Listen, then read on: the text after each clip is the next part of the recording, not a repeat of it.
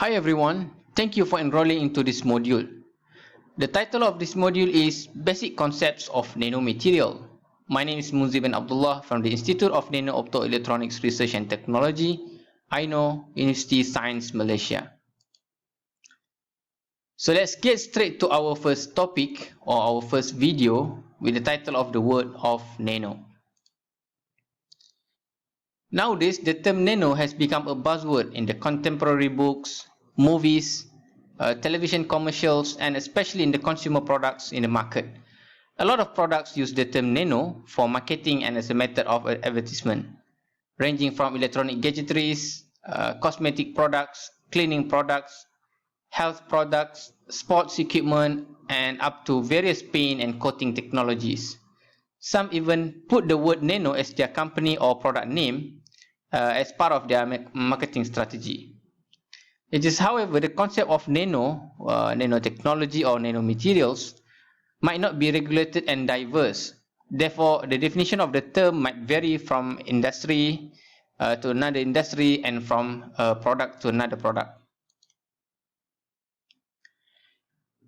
So currently there are diverse definitions about what exactly is nanotechnology. For example, some people consider the growth and the characterization of thin films as nanotechnology. Some consider the study of microstructure of material using electron microscopy is nanotechnology. Others consider the bottom-up approach in the material synthesis and fabrication as nanotechnology. Others consider the application side or application parts of nanotechnology such as microelectromechanical system, in short MEMS, and lab on chip.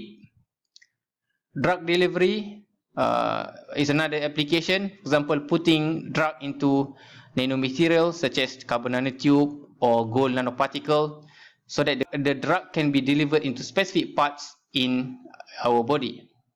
What else? Nanosensors, alright?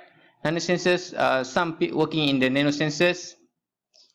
And more futuristic and science fiction like opinions are that nanotechnology means something very ambitious, such as this miniaturized submarine in the bloodstream, smart self-replication nanorobots monitoring our body, and the idea or the concept of space exploration such as space elevator using carbon nanotubes. And there are many other definitions that people working in nanotechnology especially use to define the field. The many diverse definitions of nanotechnology reflect the fact that nanotechnology covers a broad spectrum of research field and require a true interdisciplinary and multidisciplinary efforts crossing boundaries between physics, chemistry, mathematics, electrical engineering, mechanical engineering, chemical engineering, biology, and biotechnology. So in general, nanotechnology can be understood as a technology of the design, fabrication, and application of nanomaterial. Nanotechnology enables us the following. The first is to control the matter on the atomic level, referring to nanomaterials. And the second is to build using atoms as the building blocks to become a nanomaterial or nanostructure. And the third is to manufacture novel nanomaterials with novel properties. Now you might ask, what is nanomaterials, right? Defining nanomaterials is never straightforward. So the main reason for this is the size-dependent properties of material evolve from bulk to nanoscale in a continuous way. So therefore, there is no particular boundary of scale that we can use to define the boundary of nanomaterial. So most of the time, these properties also depends on its shape, composition, aspect ratio, and whatnot, right? Many properties. And in fact, the definition of nanomaterial is still an active area of scientific and policy debate, although few accepted requirements are small in size, high surface area, and enhanced reactivity over bulk materials.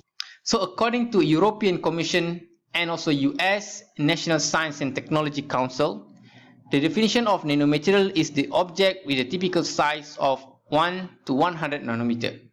but this is not necessarily agreed by everyone working in nanotechnology field.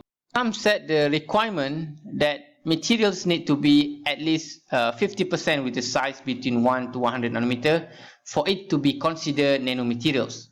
Others, they put the higher limit up to 250 nanometer, and some suggesting a weight-based threshold for the size distribution for the definition of nanomaterial.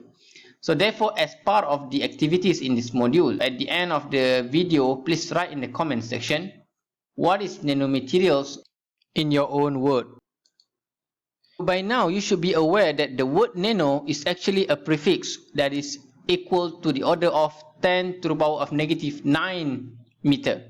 So 1 nanometer is equal to 0.000000001 meter, or equal to 10 Armstrong. 1 nanometer is the length if you line up 10 of the smallest atom that we have in the periodic table, which is hydrogen, or if you line up just 3 of the largest atom in terms of the atomic radius in the periodic table, which is this the atom of cesium.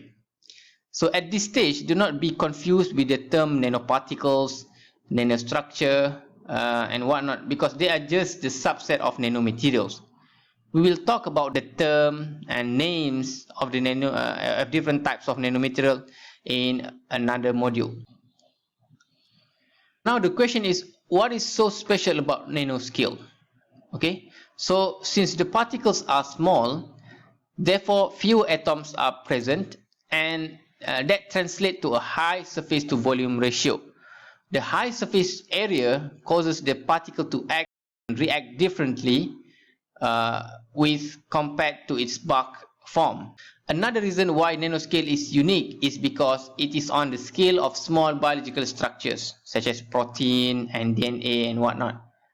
This enables many medical researchers to design tools, treatment, and therapies that are more precise and personalized than the conventional ones. It is also where the quantum mechanics meet classical mechanics, or the peculiar realms of quantum world meet the physical law of our world. So the image on the right shows the simulation of confined electron motion in a nano